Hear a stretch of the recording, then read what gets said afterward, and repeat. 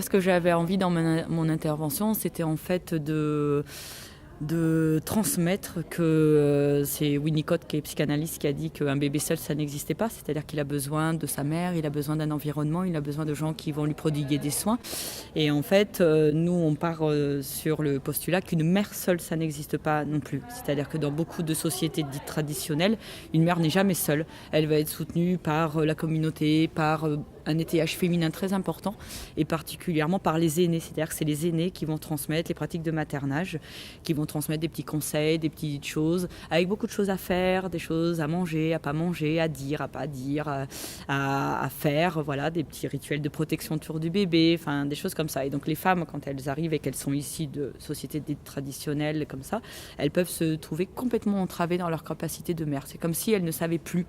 Elles ne savent plus parce qu'elles sont prises dans un conflit de maternage entre nos attentes à nous, qu'elles perçoivent plus ou moins, et ce qu'elles ont appris, ce qu'elles connaissent, qui est aussi la mémoire de leur corps, de ce qu'elles ont vu, de ce qu'elles pourraient imiter. Et donc du coup, elles sont très mal, d'autant plus quand elles cumulent des situations de grande précarité. Parce que ce que j'expliquais, c'est qu'on a beaucoup de femmes qui sont dans des situations irrégulières ou en tout cas instables et très précaires. Quand il y a la barrière linguistique, du coup, ça fausse toutes les communications, hein, même poser des questions tout simplement, elles ne peuvent pas. Et la question du logement, c'est-à-dire qu'on a beaucoup de femmes qui sont SDF, qui sont à la rue à Bordeaux, avec des bébés ou même enceintes, donc voilà, avec des enfants. J'ai présenté différents dispositifs. Donc, on a une consultation transculturelle qui est hospitalière. Donc, c'est un lieu de soins psychothérapeutiques, mais avec des anthropologues. C'est pour ça que j'ai beaucoup parlé de la clinique transculturelle. C'est-à-dire qu'on va faire aussi avec la culture de l'autre. On va respecter ses modes de pensée, ses étiologies culturelles. Il y a des façons de penser différentes. Il y a des façons de faire avec les enfants, les bébés, des représentations complètement différentes. Et donc, il va y avoir un anthropologue et des interprètes quand il y a besoin pour que les personnes puissent parler dans leur langue maternelle. Donc, ça, c'est la question du soin psychique. Et pour compléter ce soin, on propose des actions collectives, donc qui sont des préparations à l'accouchement avec interprète. Donc il y a une sage-femme de PMI qui est mise à disposition, une anthropologue et moi je suis en tant que psychologue. Et on va prendre en compte cette période de la grossesse dans les différentes dimensions. Voilà, c'est vraiment la définition de l'OMS. Hein. La santé, c'est pas que le corps, c'est aussi psychique, c'est aussi d'avoir un environnement bienveillant, sécure, etc. Et on propose un atelier accueil du nouveau-né. Donc c'est pour des mères avec des bébés de moins d'1 an.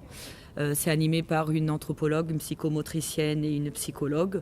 Et l'idée, c'est de valoriser tout ce qui est des objets culturels, c'est-à-dire les berceuses, la question du portage, la question du massage, la question de toutes les pratiques de maternage, d'ici et d'ailleurs, parce que nous, on représente bien la culture française, hein, on est des professionnels qui représentent les institutions françaises, et les femmes qui vont pouvoir apporter leur éclairage, trouver des idées, se donner des conseils entre elles, s'observer, voilà, s'autoriser à faire. Par exemple, il y en a qui n'osent pas masser leur bébé, qui n'osent pas porter leur bébé au dos, et du coup, on va faire les choses ensemble. L'idée de cet atelier, c'est qu'on fait ensemble, parce que souvent on dit, il faut faire ci, il faut faire ça.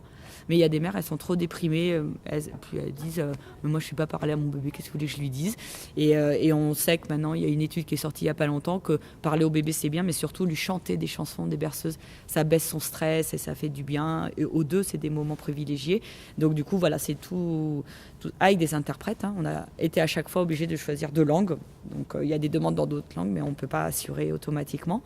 Et un groupe qu'on appelle les causeries, c'est un groupe de parole, donc pour les femmes enceintes avec des enfants, où là on parle aussi de tout ça, des conflits de maternage, des questions d'éducation. Question d'éducation, là tout à l'heure l'intervention, enfin voilà, c'est vraiment très intéressant. La représentation qu'elles ont de notre éducation, ils seraient complètement laxistes, et elles, ce qu'elles connaissent, voilà, où un enfant ne commande pas, enfin voilà, ce qu'elles observent, et nous on est vraiment, enfin chaque action c'est des espaces de métissage en fait. C'est voilà, métissage des pratiques, des représentations, etc.